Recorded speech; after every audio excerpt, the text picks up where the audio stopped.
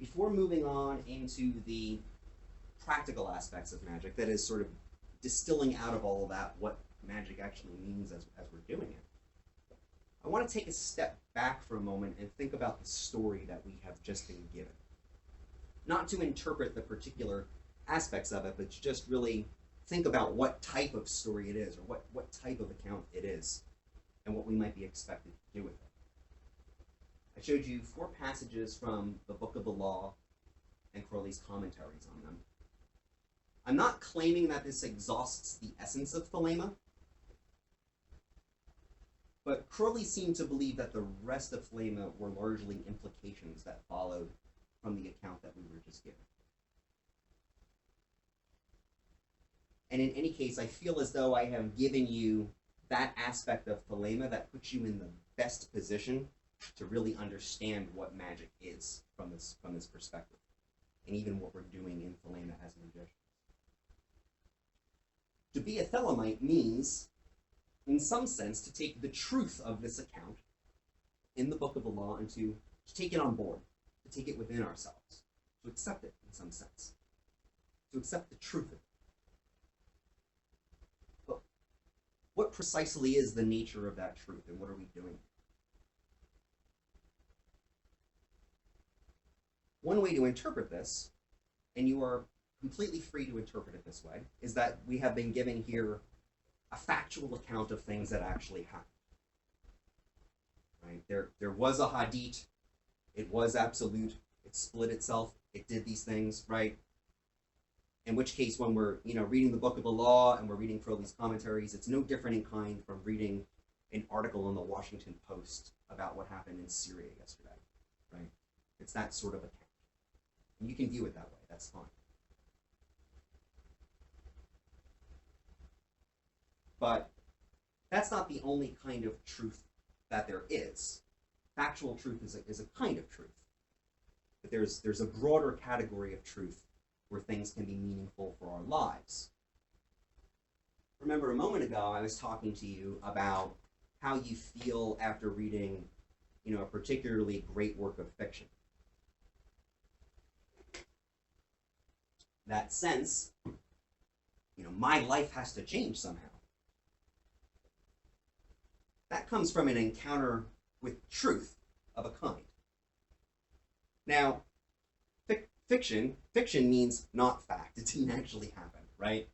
Fiction is not fact. We all know that. But I think everybody would also accept that there is some truth in fiction, because it compels us to lead our lives differently, and to move toward truth, or what we experience as truth, what we experience as ground.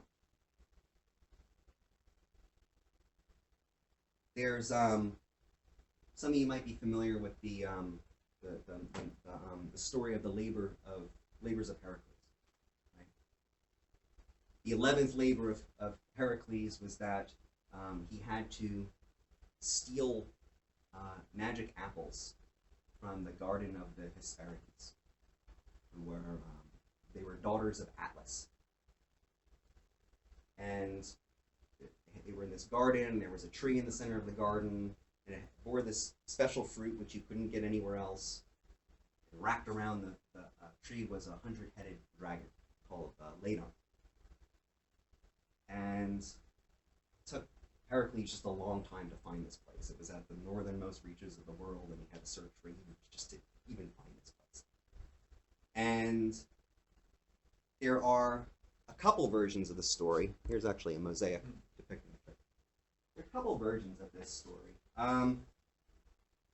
In one version of the story, he tricks Atlas into stealing the fruit for him.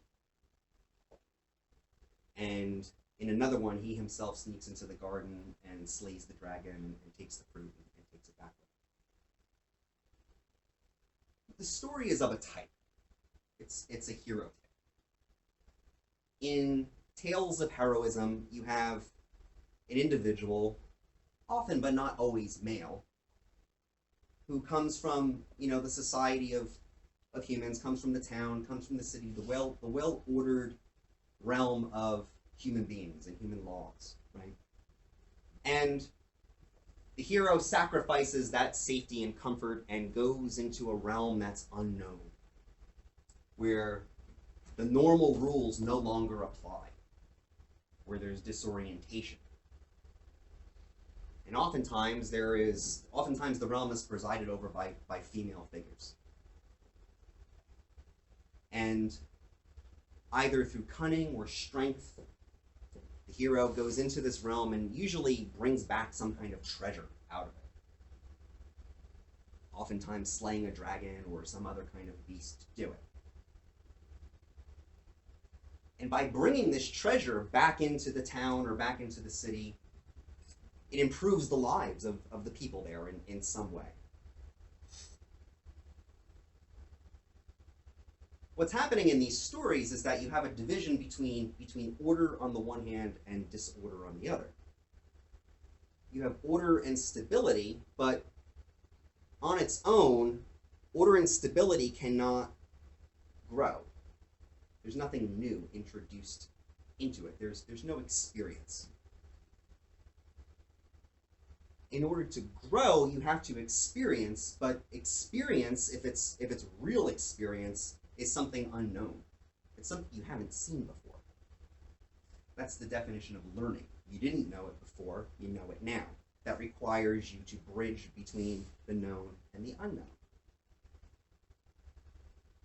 Which requires some degree of courage. And maybe some degree of cunning.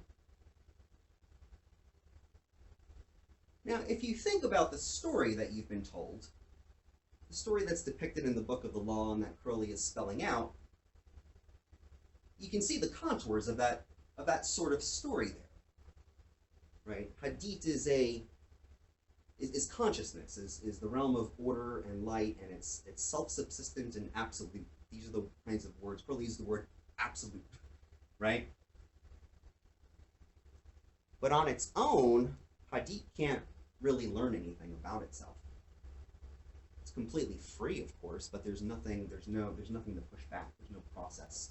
There's no learning. And so in order to learn, in order to reflect, Hadith has to undergo a process and go into a realm that's unknown, that it doesn't have complete authority and control over. And it's even, presided over by this feminine force, Nui, right?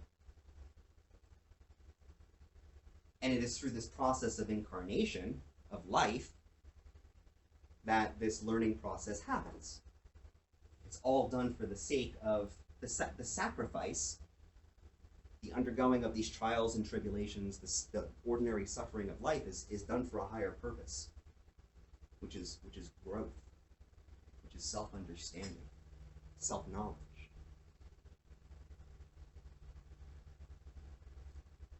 In Christian mythology, there's a story about what happens to you after you die. You go up to heaven and you're outside the pearly gates, and St. Peter is there with his book. And he just goes down the list every time that you didn't keep the Sabbath, and you coveted the wife, and you choked the chicken, and everything else that you're not supposed to do in the Christian mythology of, ethics, right? Well, we don't have a story like that. There's no reckoning, really, after death in Thelema. We don't have that kind of story. But you could almost imagine one. After death, you come face to face with the Hadith that sent you forth. It's impossible. You are Hadith, but just play with me. You're face to face with the Hadith that sent you forth. And keep in mind, the whole reason that you were sent here, that you were to do this, was really to risk it all. You risked everything. Your job sucks, your life sucks. You've risked everything to be here. And so, what are the sins, so to speak, that Hadith is going to read off to you at that moment? Well, it's going to be every time that you took that sorrow to be basic, of course, that you took it to be a thing in itself, obviously. But it's also going to be every time you had the opportunity to learn something about yourself by stepping outside of the known and into the unknown. Every time you had the opportunity to take a risk